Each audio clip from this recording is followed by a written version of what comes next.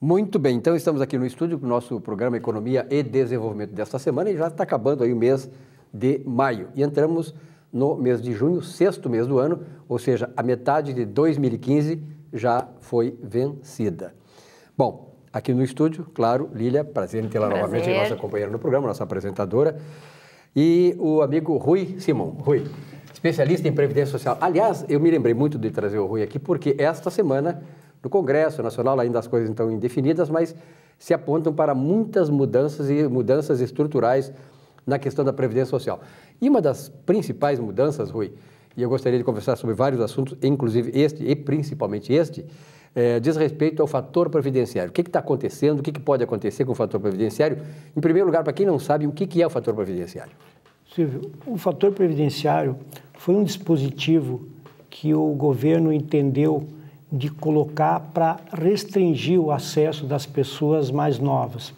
Ou seja, se prolongar o tempo de trabalho, esse segurado poderia otimizar o valor do benefício.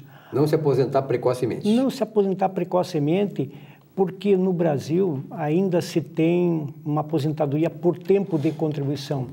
Basta ter o tempo e ela pode se aposentar. Mulher com 30 anos, homem com 35, um homem que começou a trabalhar com 14, em tese com 49 está aposentado.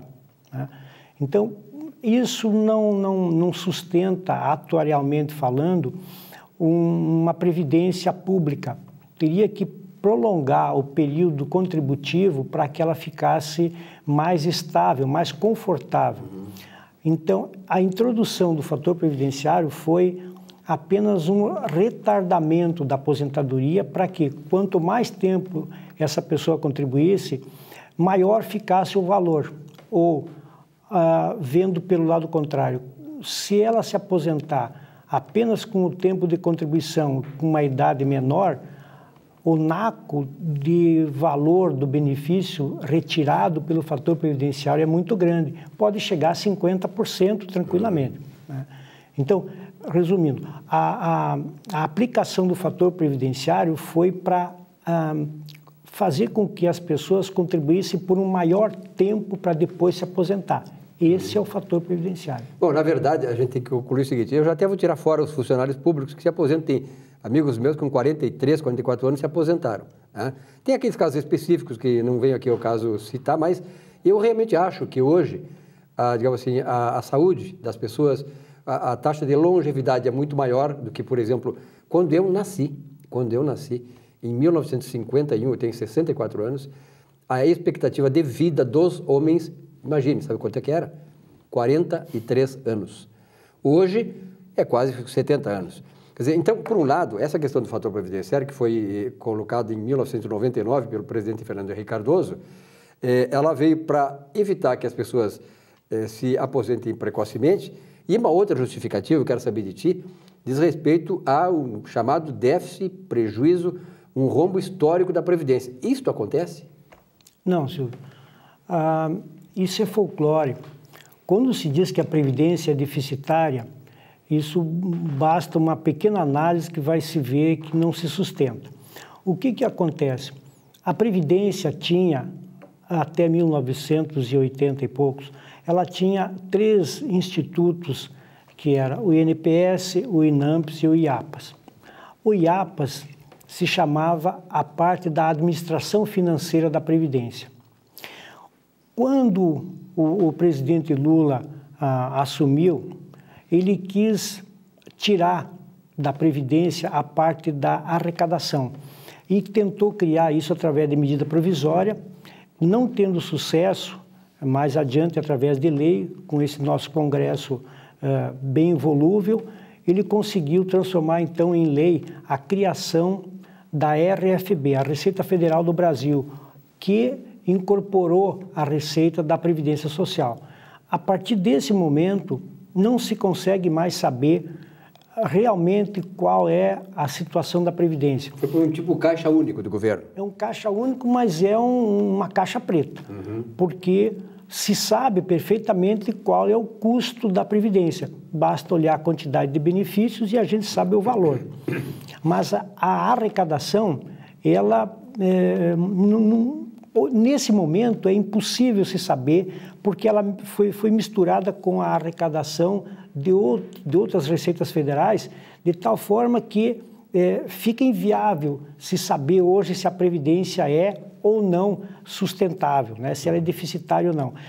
Se sabe, em off, que ela é superavitária, né? Porque o governo tem a tendência de colocar nesse propalado déficit o pagamento dos servidores federais e suas aposentadorias. E aí realmente fica deficitária, porque a maior parte desse bolo, desse déficit, é dos servidores federais. Uhum. Qual é a perspectiva de, digamos assim, de queda, de extinção do fator previdenciário? Nós sabemos, aliás, tu colocaste muito bem, né, que quando o Lula assumiu, ele tentou, assim, todas as frentes, né, de arrecadação, todas as frentes de administração pública, ele tentou fazer com que passasse a ter um comando único sobre ele, né? Depois ele disse que não sabia de nada. E com relação à Previdência Social, eu digo uma observação que eu sempre faço quando falo em Previdência Social. O ex-ministro da Previdência Social, Jair Soares, lá em 79, 80, por aí, ele sempre defendeu o seguinte: a Previdência Social sempre foi superavitária, e ainda é hoje. Ele esteve aqui no programa no ano passado, ainda é hoje. Ele diz que tem informações privilegiadas sobre isso. Mas é claro que ao governo não interessa mostrar os números reais, porque cai por terra toda essa coisa que faz para deixar cada vez mais o aposentado em pior situação. Essa expectativa é grande entre os aposentados. Você que é aposentado como eu, também está tentando, né, ver uma luz no final desse túnel aí, para ver se esta questão do fator previdenciário possa se tornar clara. Ela tem possibilidade agora. O Congresso derrubou não, fez essa tentativa, mas agora precisa da sanção presidencial. Tu acha que há clima para presidentar não aprovar o que o Congresso quis, que é a derrubada do fator previdenciário? Não vejo, Silvio, como extinguir o fator previdenciário. O que se votou ontem foi uma alternativa, ou seja, o fator previdenciário continua assim como está, e criou-se uma alternativa para que, aliando idade mais tempo, por isso chama-se fator 85-95. 85 para mulher, 95 para homens. Perfeito. Idade e tempo de contribuição somados. Correto. Desde que haja um mínimo. Me pergunto assim, olha, mas eu sou, né, um homem, eu tenho 33 anos de serviço e 42, 62 com 33 daria 95. Eu posso me aposentar? Não pode, porque o mínimo de tempo continua o mesmo. 30 para a mulher, 35 para o homem. Agora, se ele tiver 59 de idade, 36, tudo bem. 58, 37, perfeito. Esse fator 85-95, ele dá apenas um refresco, digamos assim, na situação das pessoas que pretendem se aposentar. Não é uma solução ainda. Agora, extinguir o fator previdenciário é inviável e impraticável pelos reflexos. Vamos supor que, por alguma razão, a presidenta Dilma decida que vai extinguir o fator previdenciário. Ocorre que, a partir de novembro de 99 e até hoje, milhares, talvez milhões de pessoas já estejam sofrendo os reflexos da aplicação do fator previdenciário. E a lei vai ter que decidir o que é que vai se fazer com essas pessoas que já estão com o fator previdenciário há anos, recebendo menos pela aplicação, pelos reflexos da aplicação do fator previdenciário. Logo, não se pode separar, imaginar que o fator foi modificado, foi extinto, e a partir de amanhã ele deixa de existir, e esse pessoal que se aposentou entre 99 e maio de 2015 simplesmente vão assumir esse ônus e para o resto da vida vão ficar recebendo menos. Não. Certamente eles vão à justiça buscar reparação ou uma recomposição. E a justiça, mais dia menos dia, vai dar atenção a eles. Bom, nós estamos aqui diante de uma representante, bela mulher, representante das mulheres, né? E eu acho que o governo ainda vai chegar numa situação de uma dificuldade, ou seja, as mulheres, elas têm um certo privilégio previdenciário hoje, 30 anos de contribuição, né? Mas elas duram mais que os homens. Isso já não é de hoje, mas de mais tempo. 6, 7 anos digamos assim, o cálculo atuarial, né, que a partir da taxa de longevidade das mulheres. Como é que o governo vai encarar isso? Quer dizer, porque, na verdade, as mulheres, dando esse tratamento, os homens morrem mais cedo, quer dizer, cessa a aposentadoria, mas as mulheres continuam. Como é que o governo vai desarmar esta bomba que está aí, casualmente, se aproximando, daqui a pouco vai estourar, né? Silvio, existe hoje a seguinte situação.